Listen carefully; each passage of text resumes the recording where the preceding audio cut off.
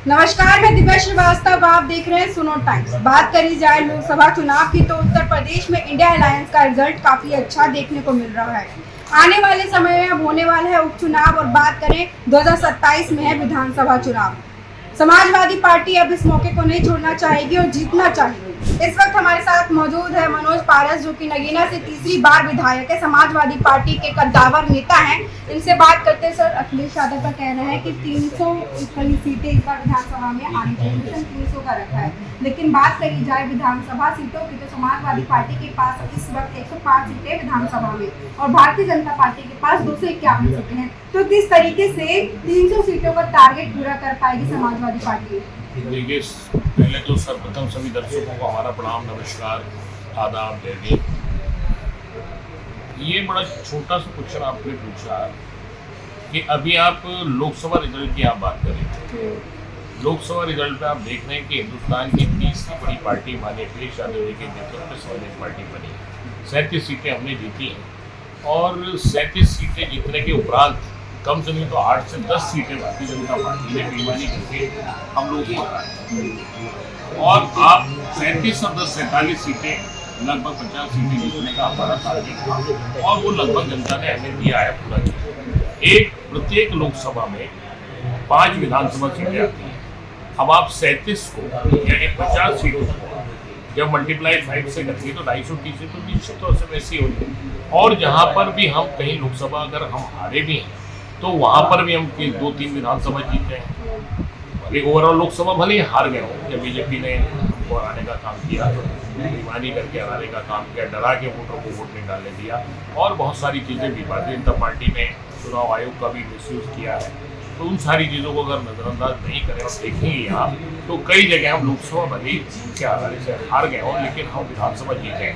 तो इस तरह से अगर आप कैलकुलेट करके देखेंगे तो हम लोग करीब 350 साढ़े 300 सीटें आज जीत रहे हैं। वही टारगेट माननीय अखिलेश यादव जी ने रखा है और निश्चित तौर से 2027 में माननीय अखिलेश यादव जी के नेतृत्व में समाजवादी पार्टी 300 से अबव सीटें जीत करके उत्तर प्रदेश में सरकार बनाने का काम करेगी। आप तो ये कह रहे हैं अगर उपचुनाव की बात करी जाए तो कहा जाता है कि सत्ता पक्ष में अक्सर उपचुनाव रहता है, ये कितना सही है और कितना गलत? देखिए, जनता जिस तरह से इस लोकसभा चुनाव में जनता ने चुनाव लड़ा है और जनता भारतीय जनता पार्टी से नाराज है और उसी तरह को अगर आप देखेंगे तो ये नहीं कह सकते कि हमेशा उपचुनाव सत्ता पक्ष का होता है। अभी हमने उपचुनाव जीता, मऊ में उपचुनाव जीता है, उससे पहले हमने इसके घोसी बागपत पे खतौली सीट जीती। तो उपचुनाव हमेशा समाजवादी पार्टी कई सीटें जीतती रही और समाजवादी क्योंकि आज भारतीय जनता पार्टी से जनता उठ चुकी है। जनता पार्टी भारतीय जनता पार्टी की कार्यशैली से और उनके नेताओं के बड़े बड़े बोलों से जमीन पर वो लोग काम नहीं करते, उनका कार्यकर्ता तक दुखी है।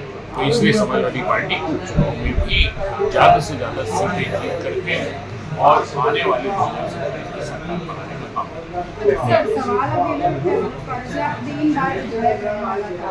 तो जनता के बीच में भी आपका आना जाना लगा रहता है। अभी किसी पक्ष में सरकार है, भारतीय जनता पार्टी की सरकार है, तो आप क्या कहेंगे कि लोगों को किन समस्याओं का सामना करना पड़ रहा है, क्या मुद्दे होंगे उनके विधानसभा चुनाव को लेकर के? देखिए, मुद्दा इस बार भी साफ और आने वाले वक्त में भी साफ है। भारतीय जनता पार्टी से सबसे ज़्यादा युवा नाराज है क्योंकि युवा को बेरोजगार कर दिया, नौकरी दे नहीं रहे, कारोबार दे नहीं रहे। तो जब युवा पढ़ लिख करके बाहर निकलता है तो बेचारा मजबूर है, लाचार है, वो क्या करे। तो इस वजह से भारतीय जनता पार्टी और इन्होंने सिर्फ हिंदू और मुस्लिम करने का काम किया है। आज किसान परेशान है, किसान को उसकी आय का भाव नहीं मिल रहा, उसकी आय दुगनी होने की बात करते हैं लेकिन उसको उसकी जो हकीकत जो उसकी पैदावार की कीमत मिलनी चाहिए वो भी नहीं मिल पाई। इसलिए किसान भी परेशान है, छुट्टा जानवरों से किसान परेशान है।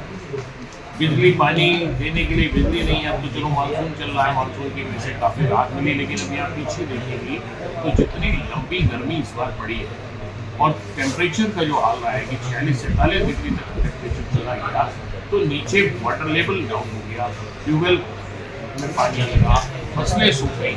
उसके लिए कोई इंतजाम किसान के लिए नहीं किया तो किसान परेशान, नौजवान परेशान, दलित परेशान, पिछड़े परेशान, अगड़े परेशान, कोई भी समाज इनसे खुश नहीं है और आरक्षण इन्होंने सत्यानाश कर दिया, आरक्षण को खत्म कर दिया।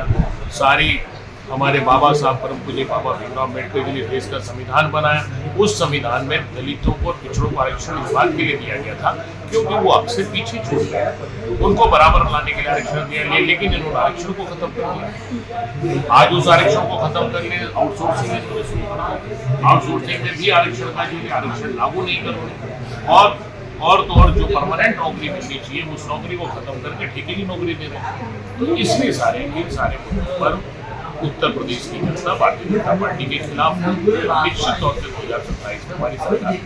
अच्छा सर, अब सवाल उठे कि भारतीय जनता पार्टी भी हारना नहीं चाहिए, वो भी अपना एडी चोटी का जोर लगाए। बात करी जाए तो 2 दिन से लगातार भारतीय जनता पार्टी में मीटिंग चल रही है, बैठकें चल रही है कि दलित का वोट इनको क्यों नहीं मिला, इस चीज़ को लेकर के बी.एल. मिश्रा लगातार मीटिंग कर रहे हैं। अब बात करी जाए पहले की तो समाजवादी पार्टी के ऊपर एलिगेशन रहे हैं शुरू से कि मुस्लिम और यादवों का वोट अखिलेश यादव को मिलता रहा है, लेकिन अब क्योंकि पीड़ित दलित अल्पसंख्यक हो गया है तो उसकी वजह से वोट अब ट्रांसफर हो चुका है समाजवादी पार्टी को। तो आप क्या कहना चाहेंगे कि भारतीय जनता पार्टी इस चीज़ से डर गई है या सहम गई है कि दलित लोगों के पास अब जाना शुरू करेगी? देखिए, भारतीय जनता पार्टी हमेशा दलितों को गुमराह करके उनको बनाने का काम उन्होंने किया है। अब दलित किस वो पाखंडवाद इस तरह के रास्ते पर ले जाना चाहते हैं, इसलिए लेकिन दलित अब समझ गया है कि हमारा हित अगर कहीं है तो बाबा साहब के बनाए हुए संविधान में है और संविधान की कोई रक्षा अगर कर रहा है तो माननीय अखिलेश यादव जी कर रहे हैं। संविधान के लिए लड़ाई कोई लड़ रहा है तो माननीय अखिलेश यादव जी कर रहे हैं और संविधान बचा रहेगा तभी हमारा आरक्षण बचेगा, तभी हमारी नौकरी बचेगी, तभी हमारे बच्चों का भविष्य बचेगा। इस बात को दलित अच्छी तरह से समझ गया है, इसलिए दलित भारतीय जनता पार्टी के बहकावे में नहीं आने वाला और मैक्सिमम वोट दलित समाज का अखिलेश यादव जी के साथ और समाजवादी पार्टी के साथ। सर, आप बार अखिलेश यादव का नाम ले रहे हैं, इंडिया अलायंस में अब राहुल गांधी भी आ चुके हैं, ये आप कांग्रेस नेता का नाम मैं देखिए इंडिया अलायंस है, लेकिन मैं उत्तर प्रदेश के आप मुझसे बात करेंगे इससे और इंडिया अलायंस निश्चित तौर से निश्चित तौर से आगे भी हमारा गठबंधन रहेगा।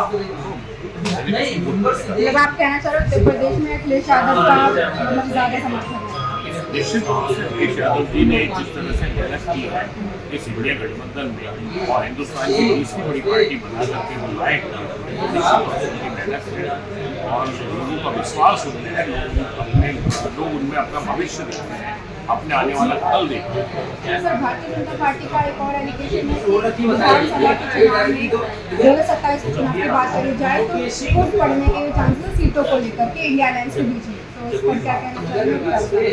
इंडिया अलायंस इंडिया गठबंधन में कोई फूट पड़ने के आसार नहीं है क्योंकि हमारा नेता अखिलेश यादव जी हो, राहुल जी हो या और नेता बहुत सब्र वाले नेता है और जो सब्र करता है सब्र के साथ सब कुछ लेकर के उनके चलने की क्षमता है, इसलिए इंडिया गठबंधन में कोई टूट नहीं। ठीक है, तो आपने जाना कि उपचुनाव की बात हो गई, विधानसभा चुनाव की बात हो गई, तो जीते हुए अगर अखिलेश यादव जीत रहे बताना चाह रहे हैं कि अखिलेश यादव 2027 में विधानसभा चुनाव पूरी तरीके से जीत रहे हैं, तो वो तो आने वाला समय बताएगा, जनता बताएगी कि कौन जीत रहा है कौन हारा है। बताइएगा जरूर हमारे कमेंट सेक्शन में, बने रहे सुनो टाइम्स के साथ। कैमरामैन ऋषभ के साथ मैं श्रीवास्तव, धन्यवाद।